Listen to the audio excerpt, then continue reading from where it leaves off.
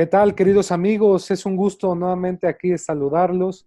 Estamos en esta segunda parte hablando sobre la situación del coronavirus y sus consecuencias, que nos permite un margen amplio, pero lo queremos destinar sobre todo con nuestro especialista, el doctor Felipe Jesús Martínez, para seguir hablando algo que nos refería en la última parte de la entrevista anterior, respecto de ya en la materia, lo que estamos viendo en la realidad, esta cuestión de la bioética, la cuestión de la asistencia de los hospitales, el espacio de los hospitales, si es real que se están saturando, ¿no? Porque pues, quedan muchas dudas y es importante explicarlas para que la gente vaya comprendiendo cómo se está en esta situación, pero ahí lo dejamos en las manos expertas de los que saben, en este caso del doctor Felipe Jesús. Doctor, un gusto tenerlo nuevamente aquí en este espacio. ¿Qué tal? ¿Cómo estamos, Juan? Pues aquí, mira, muy agradecido otra vez por la oportunidad de poder compartir pues parte de lo que se está viviendo hoy día en pues esta emergencia sanitaria denominada COVID-19. Y como decía Perfecto. en la entrevista anterior, cada quien desde su trinchera, ¿no? Muy bien, doctor. Pues mire, nada más para aclarar, como hemos dicho, este programa se llama Rutas y Retos de Legalidad. Es un programa de radio de la Facultad de Derecho por el Seminario de Derecho Administrativo. Nos escuchan varios estudiantes, nos han llegado a escuchar inclusive a nivel internacional, universidades en Guatemala, en Colombia, en Estados Unidos, en España. Entonces, pues es un gusto poder sobre todo hablar de estos temas para que también nos enteremos en toda esta parte. Este programa lo conduce la doctora Sonia Venegas, pero por la cuestión de la contingencia no puede estar con nosotros en estos momentos, pero hacemos estas cápsulas para mantener informada a nuestra comunidad. Doctor, mencionaba un tema que a todos nos interesa y creo que nos inmiscuye a cualquier área, llámese abogados, ingenieros, médicos, etcétera, que tiene que ver con la ética, pero sobre todo con la vida, y ahí tenemos la bioética. ¿Qué es lo que está pasando? ¿Qué es lo que nos mencionaba al final de la entrevista anterior con esta parte o este plan de bioética que se está manejando? Claro, sí, con relación a este punto de la bioética, tiene que ver más que nada con la asignación de los ventiladores, particularmente hablando, aunque yo leí el 14 de abril, creo que fue martes 14 de abril, que la UNAM publicaba o hacía un boletín, un comunicado en el que se deslindaban, digamos, de la publicación que hizo el Consejo de Salubridad General en el pasado fin de semana, es decir, entre el 11 y 12, no tengo la fecha exacta, el Consejo General de Salubridad General se reúne y hacen, y más bien publican esta Ajá. guía bioética de asignación de recursos de medicina crítica. Había leído, como te mencionaba en el boletín, que la UNAM se deslindaba de lo que la guía contenía, ya que ni la UNAM, ni el rector, ni nadie, digamos, de su equipo, de manera directa, había sido convocados a esta sesión para poder analizar, discutir y en su momento determinado aprobar y publicar dicha guía. Pues cuando estás en el medio en el medio de la salud, es obligación de todos y cada uno de nosotros poder o tener que echar un vistazo de estas publicaciones que salen en el día a día. Y toma importancia porque finalmente cuando uno toma la decisión o decide ingresar a un paciente a hospitalización por la enfermedad del COVID o del coronavirus que es el COVID-19, Sí. nosotros tenemos que hacer, digamos, todos los lineamientos a través de un consentimiento informado, a través de reglamentos, las posibles opciones terapéuticas o los posibles escenarios a los que el personal de salud y el paciente en este caso se pueden enfrentar, y dicho también el familiar, porque finalmente algo muy cierto es que un familiar que acompaña a su enfermo a un hospital y que deciden ingresarlo, no tiene, digamos, la capacidad en ese momento de entender que quizás puede ser el último momento en el que lo vea. Entonces, es difícil que el familiar firme un consentimiento para autorizar una intubación y que te entienda en ese momento todo lo que esto implica.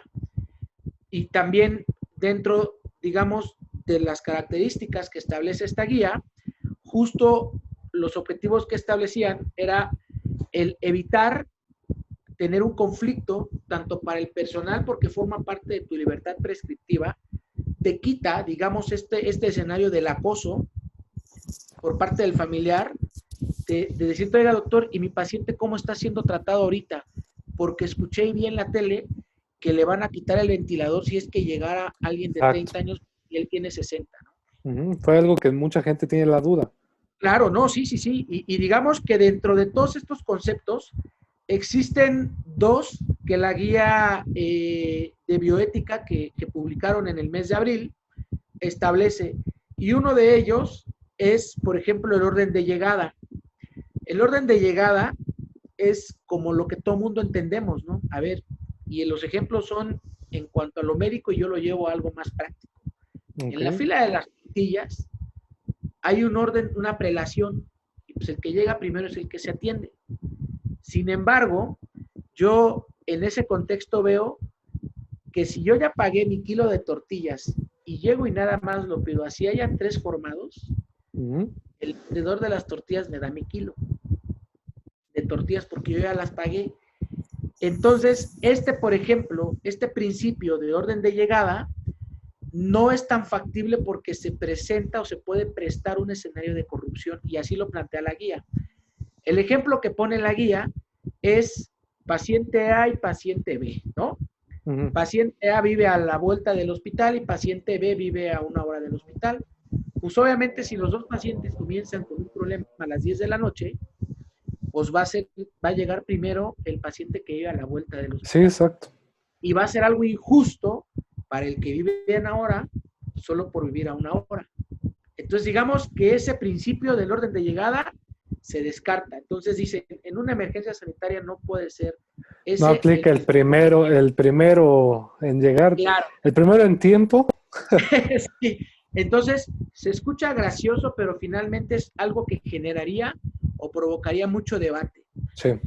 El segundo principio es el del valor social percibido. Es decir, que ante un tema de discriminación, la asignación de este recurso no obedece a una jerarquización económica, social, que tenga que ver más con un estereotipo, con un prejuicio. A ver, no. Yo, y lo digo a título personal, a mí en mi familia me apodan el sorullo, porque soy el más bueno. Entonces, digamos que no se le va a dar, en esto del valor social, ojo, es el valor social percibido, no se le va a dar un ventilador o no se le va a dar esta oportunidad de conectarse a un ventilador a un paciente por un prejuicio social o por un estereotipo social. Y el ejemplo más claro que tengo para estas fechas de mayo es justamente lo que le pasó a Óscar Chávez. Ok. A ver, platíquenos. El cantautor fue hospitalizado en el hospital 20 de noviembre.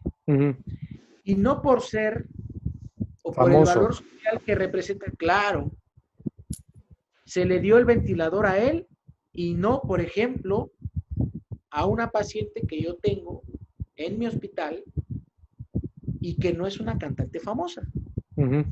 ¿Entiendes? O sea, es decir, no se sigue ese principio. No, pero es decir, un plano de igualdad, que es lo importante.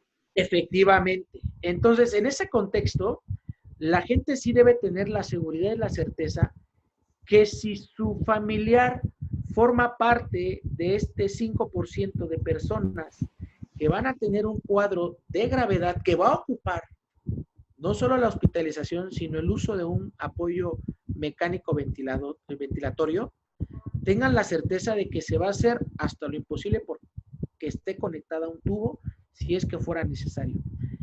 2, generalmente, y es algo que siempre las unidades de cuidados intensivos tienen, se toman varios parámetros o muchos parámetros, no solo clínicos, sino también, digamos, médicos, clínicos, de laboratorio, de imagen, resultados de sustancias en la sangre, que nos permiten analizar y dar un puntaje. Y hay diferentes escalas. Precisamente, nosotros tenemos la situación presente, que es el impacto que va a tener en ese momento la enfermedad per se, la situación pasada, que son todas las comorbilidades, es decir, las enfermedades preexistentes que pueden generar un impacto pues, mucho más negativo y que quizás la expectativa dentro del beneficio que se puede obtener, pues incluso los familiares dicen, doctor, pues, ¿qué esperaba ver en la tomografía de mi esposo? Si ha fumado 30 años, precisamente. Esos 30 años que fumó van a tener una repercusión, pero no va a ser un motivo para excluirlo. Ok, eso es muy importante. Claro, a ver, nosotros no juzgamos eso. Finalmente nosotros todos esos parámetros los ponemos en escalas, por ejemplo, escala Maca, escala Apache, escala SOFA, que son escalas que se ocupan dentro de los cuidados intensivos. Y evidentemente hay escalas y hay pacientes que en esas escalas los puntajes pues, son malos. Y esto te habla de una sobrevida y de un pronóstico. Entonces no se hace esto al azar tampoco. No es, pues bueno, voy a aventar los papeles con los nombres de los pacientes y los que queden en la mesa son los que van a ocupar un tubo y un ventilador y los que no, tampoco. Entonces, en ese contexto, nosotros priorizamos con base a las escalas. Entonces podemos resumirlo de la siguiente manera, por así decirlo, para entenderlo. Cuando hablamos de este aspecto, programa de bioética que se instauró por ejemplo, por la UNAM y demás que decían, podemos decir que como se manejaba en Italia como una fake news, que decían, no, los van a dejar morir a los ancianos, las personas de la tercera edad, para que vivan los jóvenes, porque se dice que ellos tienen más esperanzas y demás. Lo pasamos al contexto nacional, entonces decimos, a ver, eso no es así, no vamos a preferir por edades, no vamos a discriminar, vamos a respetar la igualdad y sobre todo entiendo la cuestión, van a manejar y a repartir, si me permite el término, el instrumental de acuerdo a las personas que lo necesiten, a las personas que realmente lo requieran y hasta la cantidad que materialmente el hospital tenga para la atención. ¿Es así? Así es, efectivamente. Por ejemplo, y aparte de esto, me gustaría mencionar algo que esta guía menciona que es también muy interesante. Perfecto. Mencionan un apartado en el cual le ponen casos prioritarios. Fíjate, ojo, esto es algo interesante. Se debe dar prioridad, dice la guía, al personal incluso, al personal de salud que hace frente a esta pandemia. Y que son los primeros expuestos. Efectivamente, dice que si el personal de salud cumple con un riesgo sanitario y tiene una función primordial, a ese es al que hay que tratar de restablecer antes que al otro. Inclusive, por ejemplo, dentro del hospital, nosotros tratamos de establecer muchos candados para evitar el contagio de nuestro personal. El grave problema que yo vivo, por ejemplo, en el ISSSTE, y vuelvo a decir que hay un vocero oficial en el ISSSTE. Sí. Aquí está a título personal. Efectivamente. Nosotros lo que notamos es que mucho de nuestro personal trabaja en otras instituciones, en el IMSS, salubridad. Tengo personal que está en el hospital de Coapa, en el Enrique Cabrera, en el Centro Médico Nacional Siglo XXI. Y por citar algunos. Y estos médicos se han enfermado, algunos médicos, no en el hospital, sino en estos otros hospitales. Exactamente. Entonces, de alguna manera, este candado que nosotros tenemos permite poder llevar a cabo una práctica, digamos, lo más pulida, lo más minuciosa, lo más limpia, lo más sanitaria, lo mejor posible. Sin embargo, siempre hay cabos sueltos. Sí, claro. A veces decimos ahí en el hospital, pues yo no soy la mamá de estos, si no son niños. Pues no, pero nuestra chamba en este caso, pues sí es supervisar, capacitar, revalidar, revalorar y digamos que al menos los ingresos que hemos tenido de pacientes que han tenido que ocupar un ventilador han sido los menos. 2, te puedo dar un ejemplo de por ejemplo, no sé, si tengo 30 pacientes internados en mi hospital, 2 de ellos están con el apoyo mecánico ventilatorio y se cumple la regla de este 5 a 10%. ¿De acuerdo? Entonces, en un contexto muy real, a pesar de que se tengan muchos pacientes internados, internados, no todos ocupan el ventilador, pero sí tienen un ventilador al lado. Porque si me hacen un fenómeno respiratorio agudo, hacen una tromboembolia, hacen un síndrome de dificultad que lo obliga a ocupar un ventilador, tienen ese ventilador al lado para ese paciente. Y nosotros no ofrecemos una cama más porque entonces tendríamos que quitarle el ventilador a uno que ya está internado. Lo cual podría ser inequitativo en ese aspecto. Efectivamente, pero no es un tema de orden de llegada, ojo, es un tema de que ya existe un porcentaje y que yo no puedo ofertar más de lo que no puedo dar o de lo que no puedo tener propiamente. Entonces, es decir, yo no puedo ofertar 35 o 40 camas si mi corte, digamos, es 30, ¿no? Por dar una cifra. Y más que se pone en riesgo, ¿no? Como usted decía en el ejemplo anterior, si le quita el ventilador a una persona que ya lo tenía, pues obviamente cae el riesgo de que esta persona pueda complicarse. Claro. Si lo ocupa, entonces el otro, y es una situación, digamos, pero finalmente el paciente que llega a ocupar un ventilador, inclusive nosotros tuvimos un par de compañeros en el estado de Tlaxcala internados, perdón, Juan, ¿Sí? y afortunadamente y todo salió, una paciente con diabetes descompensada, arriba de 60 años, etcétera, salió. Pero ahorita lo que vemos no es, digamos, la urgencia por intubar, sino más bien lo que estamos viendo es la urgencia por tener a esos pacientes con un escenario, digamos, lo mejor y lo más correcto posible, es decir, con el equipo multidisciplinario, con un infectólogo, un neumólogo, un intensivista, el epidemiólogo, médicos generales, trabajo social, dieta, o sea, todo mundo ahí, porque son pacientes que si tú los tratas de la mejor manera en el contexto de medicamentos, de apoyo, digamos, de insumos, o sea, todo esto al paciente le puede ir muy bien, porque le ayudas a mejorar quizás lo que trae descompensado en la diabetes y mejora. Lo que trae descompensado en el problema respiratorio, si es que fumó, si tenía EPOC, si tenía asma, y mejoran. Sin embargo, existe, pues, digamos, el curso de una enfermedad y eso puede tomar cualquier camino. Pero en términos generales, sí debemos, sí me gustaría dejar esto muy claro.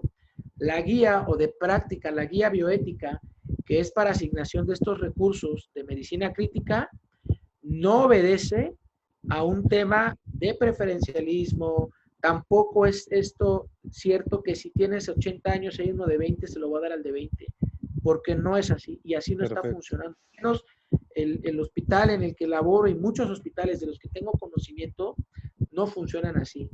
Al final del día es la ética, claro, la ética del médico y de la medicina. Y por ejemplo, doctor, eso me lleva a otro tema. A ver, para las personas que todavía dudan, hablábamos, hoy por hoy estamos en fase 3, estamos en una cuestión de mucho cuidado, están subiendo los casos positivos y demás.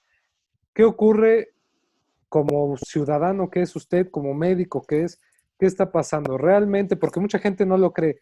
Sí se está saturando el servicio de salud en cuanto a recibir casos nuevos, no está pasando, porque a veces nos confiamos y creemos que, bueno, no pasa nada, hay espacio. ¿Qué está pasando? ¿Cuál es su opinión? Sí, a ver, estamos a 1 de mayo y yo recuerdo que hace 3 semanas el pronóstico, hace 3 semanas ni siquiera se había pensado la publicación o la ampliación al 1 de agosto del diario oficial. El diario oficial de la Federación el 22 de abril publicó la ampliación al 1 de agosto para poder, digamos, alargar esta cuarentena.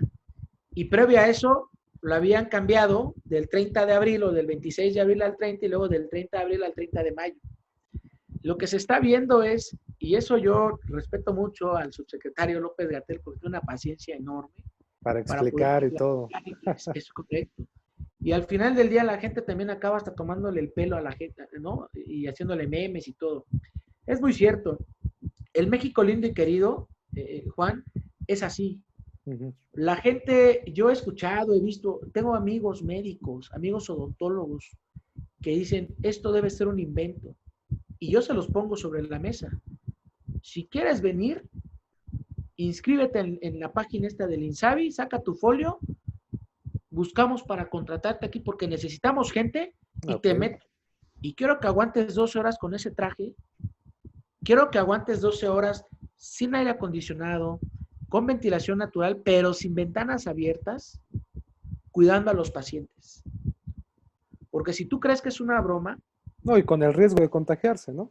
y con el riesgo de, sin mencionar que yo tengo mamá, tengo Exacto. hermanos, digo, no estoy casado y no tengo hijos, pero finalmente tengo gente a quien contagiar, tengo una familia y conocidos y amigos a quienes contagiar. Entonces, qué desagradable y qué pena que gente que puede ser alguien profesional, pero sabemos que la ignorancia y a veces este término que a mí me gusta mucho hablar cuando es la necedad, ¿no? Ujú. Somos testarudos, el pueblo mexicano, yo me incluyo en esto, en este grupo, que ponemos todo en tela de juicio y todo el mundo dice, pues hasta no ver, no creer, ¿no? Sí. Entonces, la realidad es que no ha funcionado muy bien la estrategia o la apuesta del gobierno federal, porque así es la cultura del mexicano. El mexicano sale, el mexicano está, el mexicano convive, y no me extraña que esto que yo le llamo la selección natural, salían los reportes en los medios que en Ecatepec hacían fiestas clandestinas y esto que el otro, y el primer grupo o el primer, la primer localidad o el primer escenario de esto del Dispararse. amotinamiento, de efectivamente, y de que los pacientes están falleciendo y la gente está inconforme y todo, son de allá. No es señalar ni juzgar, simplemente es el lugar en el que la gente quizás acató menos estos cuidados, es el lugar en el que también está detonando mucho. Están saturadísimos los hospitales. Yo puedo hablar del hospital en el que estoy al poniente de la ciudad, del ISSSTE, y tenemos ya el 95%, es decir, me queda una cama libre. Eso es drástico porque ahora sí que pues es una situación social en la cual pues va en aumento y a veces no vislumbramos como mexicanos lo que está ocurriendo. Vemos otros hospitales, por ejemplo, privados y públicos, que tienen esta situación de que ya no tienen espacio, ¿no? Y lo mencionan. Claro, claro. Pero finalmente yo lo veo y digo, a ver, yo no sé si es algo inventado o no lo que la gente habla afuera. Ujú. Lo que yo sí sé, porque probablemente yo te puedo negar esto muy categóricamente, que lo que la gente dice afuera, le están pagando a la gente por decir que tiene COVID. A ver, a nadie se le está pagando nada. No, y sería muy costoso, ¿no? ¿Y de dónde saldría el Dos, dinero? dos, se están inventando diagnósticos. Sí, claro. A ver, no estamos, digamos, hoy día 2020, pero pareciera como cuando se diagnosticó y empezó a tener el boom este del VIH, ¿me entiendes? O sea, Ujú. la gente escéptica y todo. Eh, yo lo pongo sobre la mesa. Hospitales privados que te cobran por tenerte adentro, dándote una gasa o pasándote un suero, y de eso viven porque son ricos, Ujú. los grandes burgueses en este medio, en este mundo capitalista, los sistemas, los sectores de salud privado, los hospitales, y te pusieron una pancarta afuera sobre Ejército Nacional o un hospital público, tú pasas aquí sobre esta avenida que se llama Eje 7, Félix Cuevas, digamos donde está el Hospital 20 de Noviembre, Sí. y ves una pancarta que dice, estamos llenos. Y esto fue en el transcurso del fin de semana, es decir, ni siquiera había acabado abril y ya estábamos saturados cuando la proyección era para la segunda semana de mayo. La proyección inicial, Ujú. así como alargaron la cuarentena, redujeron o recortaron la fecha de máxima exposición o la máxima presentación de casos. Y viendo cómo está la situación, doctor, ¿qué nos recomendaría a todos? ¿Qué recomendaría para tomar en cuenta ahorita? Porque el tiempo es oro más que todo en tratándose de salud. ¿Qué nos recomendaría para estar haciendo y estar al pendiente de todo esto, cuidarnos y sobre todo que las personas que están contagiadas o que pueden todavía estarlo, comprendan y tengan esa conciencia de lo que está ocurriendo, ¿no? Claro, mira, es una pregunta, digamos, interesante en el sentido de todo lo que implica en cuanto a la recomendación. pero muy simple, a veces de responder, pero no muy simple de entender. Me gustaría no perder este bosque entre los árboles de cada cosa que hay que mencionar, pero si tuviera que decir una recomendación muy general, sí concurriría con el doctor López-Gatell. La sana distancia o este distanciamiento social es la principal apuesta. Y al final del día es una apuesta muy sensata y muy cierta, porque somos una economía emergente. O sea, nosotros no tenemos la capacidad de construir un hospital, salvo lo que estaba haciendo la UNAM, justamente la de activar camas para atención de pacientes COVID, pero no tenemos la capacidad de crear o de construir un hospital en 10 días como lo hizo China. Exacto.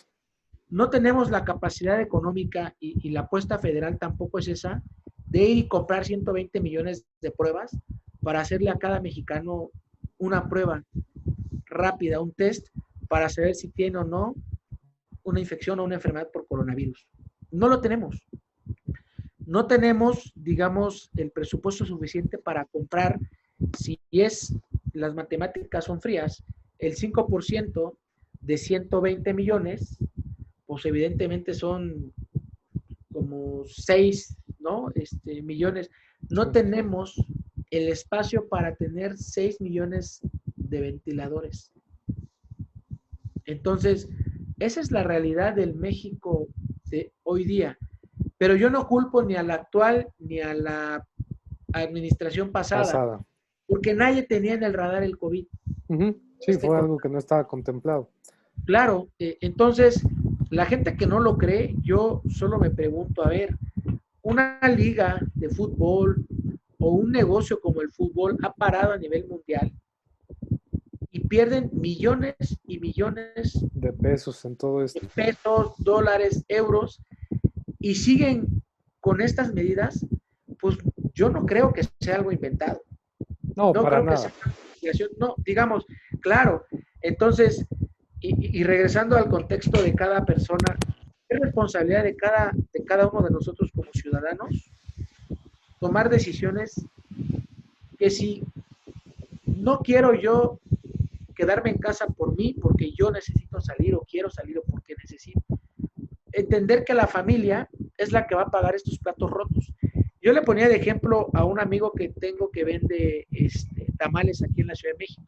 Yo soy de Oaxaca, una vez estos que venden tamales oaxaqueños, hace un par de años, pues me detuve a platicar con él y pues nos hicimos amigos. Y él me decía, oye Felipe, pero es que si yo no salgo, este mes que están en cuarentena, la neta no hay... Sí. Mi familia no come. Le dije, sí, yo te creo, pero ponte a pensar que si tú sales este mes y te enfermas y te mueres, no va a ser un mes el que dejes a tu familia tú sin llevarle el sustento, sino va a ser el resto del tiempo que vivan. Si son 50 años, serán 50 años. No es un mes ni son 3 semanas. Entonces yo creo que finalmente el ejercicio es ese. Lo que sí me preocupa es que, digamos, y esto lo digo a título personal, que no se generen los elementos para que este tipo de personas o este tipo de posibles pacientes tengan una certeza en ese contexto económico. De decir, ok, pues no me voy a ir a trabajar un mes, pero pues, tú me vas a dar el dinero, Felipe, o pues, claro que no, pero si te puedo dar de otra manera, créeme que con todo gusto, ¿no? Pero finalmente creo que sí tienen que existir elementos jurídicos, económicos, que involucren este aspecto laboral. Sí, que se están tomando, ¿no? Claro, y que se están tomando, pero que finalmente, pues bueno, yo conozco también gente que dice, te voy a dar 15,000 pesos, pues eso no me alcanza. Bueno, a ver, o sea, la expectativa es diferente, pues. Sí. Y también es algo muy cierto, ¿no? Yo me acuerdo mucho que, por ejemplo, hablando de catástrofes naturales, ahí en el pueblo cuando venían los huracanes y se llevaban las casas de la gente que vivía alrededor de los arroyos, resultaba que cuando hacían el censo de elementos perdidos, pues hasta salían televisores de 37 pulgadas, hornos de microondas, y tú decías, oye, ¿tampoco sí, tenías todo eso? No es congruente, ¿no? Precisamente, pero bueno, digamos que al final del día sí entiendo, pero no justifico el actuar del ciudadano común en este caso, ¿no? Pero bueno, finalmente la mejor recomendación es guárdate en casa, quédate en casa, haz un distanciamiento social, porque al final del día no eres tú, sino es toda tu familia, ¿no? No, y así como dice usted, pues es tomar las medidas que ya sabemos, ¿no? Aparte de lo que nos dice, pues lo importante, pues el aseo de las manos, el uso de antibacteriales, Claro, el uso, finalmente, cuestiones que tendrían que ser normales para nosotros, ¿no? El de etiqueta, el estornudo de etiqueta y demás. fíjate que es algo muy cierto lo que atinadamente mencionas. Lo que el coronavirus o este COVID o esta enfermedad del COVID-19 nos ha demostrado a todo mundo es que tenemos que regresar a lo básico. Como bien decía, son medidas muy generales.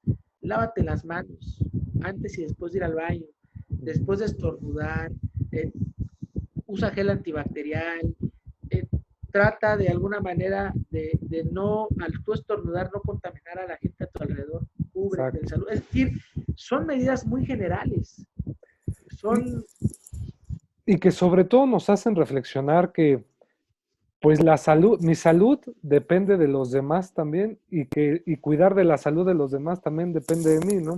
Debemos de aprender claro, a tener responsabilidad social entre todos. fíjate que algo que es lo que yo conozco como la empatía social, ¿no? Es decir, hoy día hemos perdido la capacidad de poder ser empáticos con y no solo con la gente alrededor de nosotros, digamos, en la calle, en el trabajo, con nuestra familia misma, ¿no? Ujú. Hoy día, por ejemplo, las familias se han reinventado, ¿no? Se han confesado cosas, se han visto en escenarios del día a día que antes, digamos que esta sociedad, al menos en la Ciudad de México, es algo muy cierto, es una sociedad muy dinámica, en la que los que salen a trabajar, sea papá o mamá o ambos, no se ven hasta en la noche y el horario de convivio, el tiempo de convivio es de 1 o 2 horas y a dormir porque al día Exacto. siguiente. Entonces, digamos que efectivamente todo esto nos deja una enseñanza en la que tenemos que reinventarnos como sociedad y tenemos que regresar a este entendimiento de que el ser humano es un ser social por naturaleza y es tanto hacia afuera como de afuera hacia adentro, ¿no? Ujú. Entonces, lo que tú decías, qué triste que no podamos entender, que la salud de alguien, un vecino, depende de mí, Exacto. pero que a su vez, de la misma manera, mi salud depende de que el vecino también se cuide. Ujú. Exactamente. Entonces, creo que es digamos que ese sería tal vez el consejo y tal vez ahí agregado en otro capítulo, trabajar la empatía, ¿no? Y Perfecto. respetarnos. Pues es muy fuerte lo que también señalaba y con eso hay que quedarnos. Doctor Felipe Jesús Martínez Ruiz, realmente gracias por su tiempo, gracias por el espacio. Otra vez se nos fue como agua el tiempo, realmente cuando uno habla plácidamente con alguien, con un amigo, pues es muy gratificante, sobre todo que nos deja algo para reflexionar, sobre todo a nuestra comunidad, porque tratándose de la medicina, del cuidado y demás, creo que no hay divisiones, no hay estereotipos de carrera que nosotros abogados y demás, todos debemos de aprender y hoy por hoy los grandes héroes son ustedes, los médicos, los que realmente se están fletando al día con todo esto y creo que hago un llamado y creo es general al respeto hacia ustedes. Hemos visto muchas faltas de respeto muchas veces a elementos, personal de salud, desde enfermeros, médicos, y eso no se puede permitir, es imperdonable en una sociedad como la nuestra, en donde debemos estar conscientes de lo que está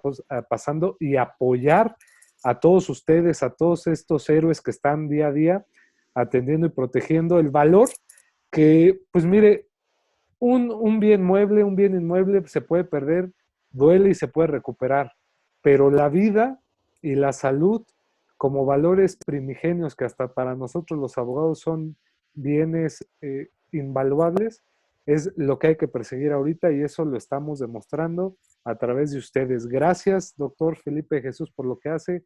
Gracias por darnos parte de su tiempo en esta pandemia que también lo ha ocupado mucho y sobre todo gracias por compartir con toda la comunidad universitaria lo que queremos escuchar de nuestros médicos, lo que está pasando hoy por hoy y lo que debemos hacer todos para mejorar. Muchas gracias.